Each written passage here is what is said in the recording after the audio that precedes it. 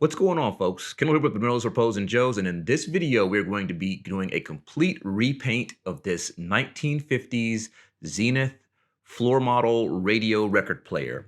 We're going to be taking it completely apart, and we're going to be painting it from top to bottom, and the finished product is going to be something that is going to be a really nice accent piece. So let's go ahead and get started. The first thing we're going to do is take the back off of the unit. You can see all of the old stereo components in here. We're going to be taking all of this out. And so right there in the center there, you have the bottom side of the receiver. We've got speakers there and tweeters and other things like that that make up the original equipment. We look inside here, you can see the record player turntable on the left-hand side, the receiver up there at the top right-hand corner, and then the bottom right-hand corner, you've got the slot for your records. You can see there that it is a Zenith, and it is in pretty good condition overall. And we're going to be actually taking out all of these components, and we're going to be saving them because we're going to reinstall them later. Look at all the dust on the interior of this cabinet. I guess this is what 70 years worth of dust looks like. The first thing we're gonna do is get our vacuum out and go ahead and remove as much of the surface dust as possible. And then we're gonna begin taking out all of the components. We are not going to be salvaging the electrical portion of this unit, so we're gonna be kind of uninstalling all of these pieces and components that you see with all the wiring, but we're gonna be cutting everything out, so we're not gonna be trying to salvage any of it to be able to use it again. So we're just gonna kind of use our impact driver here to back out all of our screws. There's screws everywhere in this thing, and actually took a lot longer to take it apart properly without doing any damage to it than I originally had thought it would take. But we're gonna be saving all of the components like this stereo headphones piece here. We're gonna put all these pieces back on here. We're just not gonna have any of the wiring as part of it. We're just gonna maintain the look. And so we're just gonna take everything off in its entirety. You can see here some of the instructions here on the inside of it showing you that it is an authentic Zenith radio.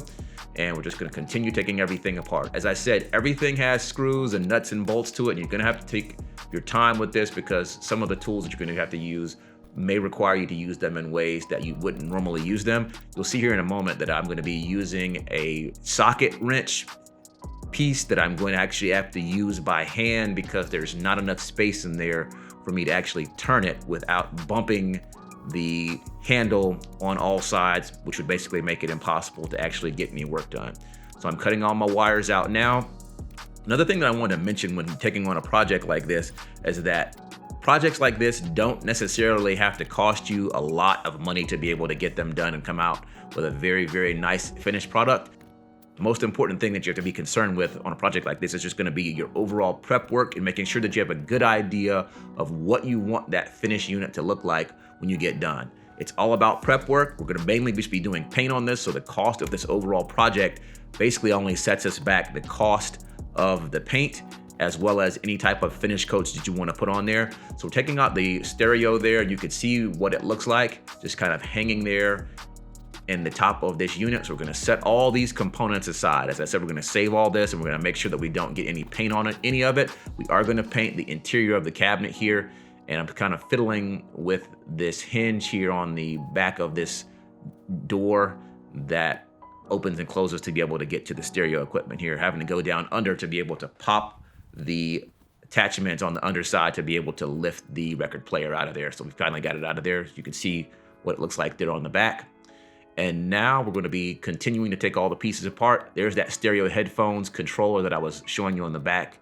And there's the interior switches that are inside of that housing up there on the left-hand side, right behind where the record player was. This is some type of remote. Not exactly sure how that piece of it functions, but we're going to be reinstalling that as well as the little remote storage kind of caddy there over there on the side we've taken off as well. So we're gonna remove all of our plastic here and all the things that we don't wanna get paint on. And then we're gonna go ahead and proceed with the next stage of our project. Now we still have to take out all of our speakers. And so we're just gonna kind of go phase by phase here. As you can see the pile of wires there below. So this is the part that I was talking about that's gonna be difficult or more time consuming to remove here. You can see that I'm just using my hands, and I'm also using the socket wrench attachment here to just kind of hand turn all these to be able to uninstall all of our speakers and tweeters and things like that. So it's going pretty well. Just have to reach your arms in there and kind of crawl into the back of the unit to be able to do this piece of it, but it went pretty smoothly. It didn't have any screws or anything like that strip out. You can see the back side of the fabric there. We're also going to be addressing that fabric as part of our project there. It's going to be another piece of the project in itself. And so we've almost got everything out here. This is the last component that we've got to remove here, and then we'll be able to go ahead and jump through to a more thorough cleaning of the inside of this cabinet here. So that removes everything. We're gonna go ahead and take off these pieces. One thing that you also want to pay attention to when you're going to be doing this type of project is to make sure that if you're gonna be working with a piece of furniture like this or one of these kind of floor model radios, is to pay close attention to what the materials are that you're going to be painting, because the two grates that I took off are actually made of plastic, and the center grate there that will remain is also plastic. The rest of it is actually wood. So the first thing we're gonna do right now is kind of wiping everything out with a dry cloth to kind of get some of the dust out. And now we're just going over everything with a light cleaner, kind of make sure that we've got a lot of that surface dust out of there. Nothing too strong, because we don't want to cause any issues with the overall finish on the interior of this unit, even though none of this is going to be visible. We're just going to basically just prime the inside of this unit as much as we can, just to kind of kill any type of odors that may be existing. But outside of that, we're not going to be worried about trying to give it a finished look like we are going to do on the outside. So now I'm going over everything with a tack cloth, and this is designed to be able to remove any type of surface dust or anything else like that, because we're getting ready to begin priming. If you can see, that tack cloth was kind of worn out, and now we've got another one, which is kind of going over everything to try to get everything as clean and as dust-free as possible. So we'll remove that top there. We're going to paint that top separately. Now we've pretty much got everything set up the way that we need it. I'm just kind of giving everything a final once over before we actually begin to paint. And we're going to take off any type of glue or anything else like that, or sticky areas on this unit. Now you can see what it looks like now that we've done all of our basic prep work and we're ready to go. We're going to leave all of our fabric there in place. We're not going to replace it. We're actually going to be painting that as well. But the first thing we're going to be doing is going to be painting the interior of this unit. We're going to be using an oil-based primer here to kind of kill any type of smell that may be existing inside of this unit, or that is picked up over the course of 70 years. Now we're also going to be using this oil-based primer to go over the entire exterior of the unit, including the fabric and the plastic and the wood. Now, if I was going to do this a second time, I would have taken off that center piece there in the middle, because that is actually not wood and it's plastic. It would have been easier to paint it without doing that. I had a little issue later on down the lines with bridging and paint, and I could have completely avoided that had I not done that like that. And so now we're going over the entire unit here, still priming, and we're going to go over this more than one time with primer to make sure that we've got a very solid coat or base coat of primer on everything, to make sure that when we go back, we don't have any issues with adhesion, because we are going to be going back with a latex water-based paint. And so the colors that we're going to be using on this are not going to be anything completely out of left field. We're going to make this into an accent piece, but we don't want our colors to be extremely overly bold, because that would kind of limit the functionality of the piece if you chose to move it to a different room or things like that. But it is going to be really, really nice. So if you look here in the center of this unit, you can see that there is like a little round thing at the bottom. That was the button that was originally green that would show you whether or not the unit was on when you had the top down, so that you would know whether or not you need to turn the power off without actually having to open the unit up. So here's the first grate that we're painting right now. This, as I said before, is plastic. We're just kind of going over with this with a first coat to make sure that we've got it completely covered with primer. As I said, this is oil-based primer, and I want to make sure that I've got everything completely covered, and we're kind of going one piece at a time here to make sure that we've got good coverage. That looks pretty good on this one. Now just be very careful with moving it. Flip it over on the other side, and as you can see there, I've got green tape on the Zenith emblem to make sure that we didn't get paint on that. And I'm going to go ahead on and move to the next phase, just going over this top here with a tack cloth. That's what you can't see here out of frame. Just going over both sides of it to make sure that it's good to go. One of the things about painting something like this is that it's very awkward because of the weight of it and the size of it. So what I ended up having to do was install screws on either end of it, and then installing a coat hanger to be able to hang it and suspend it so that I could paint it. It was too tall and it was too heavy to be able to hold overhead in one hand and paint with the other one. So that's what you see me doing there right now. In the end, I end up just using some wood putty to go back and fill in those holes before we finalize the project. Neither of those sides is actually visible once the unit is completely ready to go and we've got the top reinstalled. So there you can see my coat hanger. There's a little ingenuity there to get the job done, and you can see there that I can kind of grab it and hold it in the middle, just kind of like a hanger, and I don't have to worry about continuing to touch it all over the place. So I can kind of suspend this in another work area and then continue to paint. So this is already looking much, much different here. And you can see that our unit has got a white finish to it, where before it had the natural color of the wood. So here you can see I'm trying to do my best at painting this with holding it in hand, and it is going okay. But as I said before, it would have been much, much, much, much easier to just suspend this and paint it that way, as opposed to trying to hold this up, because as I said, it's extremely heavy, and working to make sure that you get all the sides and the edges with an even coat is difficult to do when you're trying to hold it up. And so now we're going over the entire unit here with a light sand. I believe this is 320 sandpaper, if I'm not mistaken, and just kind of knock off any type of rough areas on the paint, and just kind of go over everything really, really good to make sure that we've got a really, really smooth finish on this. Once we finish going over everything with this 320 grit, the next thing that we're going to do is go back over it again with a clean tack cloth to remove any of the dust that may have been created. And now we're going to go ahead and start applying our paint. So this is the color that we're going to be painting this unit. Can you see the difference between the white and this kind of creamy color here?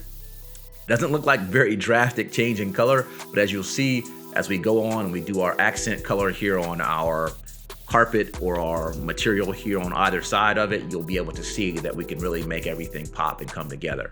Now, another thing that we do on this project that is not part of the video is we actually did install feet on this unit, because it was just a floor model that had wheels on it. So we've removed the wheels from the unit. You don't necessarily have to do that if you're going to be installing feet, as long as they don't get in the way. So we installed feet on it, and we did paint the feet before we installed them. And the feet are going to be painted the exact same color as our fabric carpet material here on either side. As you can see here, we're going over everything with our first coat. And the key is to make sure that you want to go over everything and get everything covered with a light coat of paint. We're not trying to get a complete finish coat on this the first time over, because there's going to be areas that you don't cover nearly as well. You just want to make sure that you get a light coverage without having any type of runs or anything else like that, because if you start developing runs when you're doing a paint job like this is going to be the worst thing that could happen when you're doing this. And so the biggest thing here is just going to be able to make sure that you get an even coat. Fun fact, we were able to paint this entire unit with just 1 quart of paint, and this quart of paint had already been used for 1 or 2 other demo projects, so it didn't even take the full quart, and there was still a quart or a portion of that quart still left over. So here's the paint that we're going to be using as our accent here. It's a silver paint that I had left over from a really, really long time ago. So this paint is actually over 10 years old that we're using here, and we're just kind of going over all of our material. Now, this is one of the components that was very important if you're going to be reusing any type of fabric on a project like this. You have to make sure that you've got it completely saturated so that you have good coverage. Now I'm going to hold up one of my pieces here just for proof of concept here, so that you can see what it will kind of look like when it's completely finished. It looks pretty good to me, especially since we're not already done, but you can see the look that we're going to be going for here. It will come out really, really awesome here in the end. So that's to give you a general idea of what it looks like. Everything's obviously still wet there, just kind of getting overly anxious and wanted to make sure that we weren't going too far down the road with this and wanting to end up changing colors before we do that. So now we're going to use a little bit of painter's tape and some paper here to kind of mask off the bottom and make sure that we don't have any drips. This is one of the components of the project that took a little bit more effort than I thought it would. This particular paint was thicker than the paint that we were using for the body of this unit, and it didn't really spray very well even when it was thinned. So it was easier to just take out a foam roller and kind of go over the fabric multiple times to be able to achieve a uniform finish on it. Now the fabric, I believe we went over 2 or 3 times in its entirety.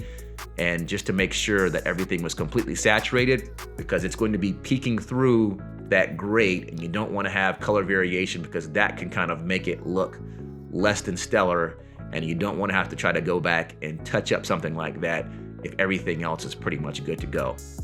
Now, one thing you can see here is you can see that drop cloth peeking through there on the left-hand side just due to the lighting. Remember that we're going to have a back on the back of this radio, and there's not going to be light back there, so it will be completely dark, kind of more similar to what you see there on the right side. That's kind of achieved a more uniform finish there, and kind of just continuing to go over this. Another thing that you want to make sure that you do on this is have a work area where you have minimal dust and you've got a good temperature. One of the things that was a real issue on this project was the changing of the weather. So the majority of this work on this project was done in a single day, and just luck would have it, that was the last hot day of our year. And so here we go, folks. This is what our finished project looks like here. It was Christmas time, so you see some presents there on the left-hand side, but this is what it looked like overall. I think this came out awesome. Hopefully you found this video educational and entertaining, and maybe it will inspire you to take on some projects around your home. As always, thanks for watching, and I'll see you on the next one.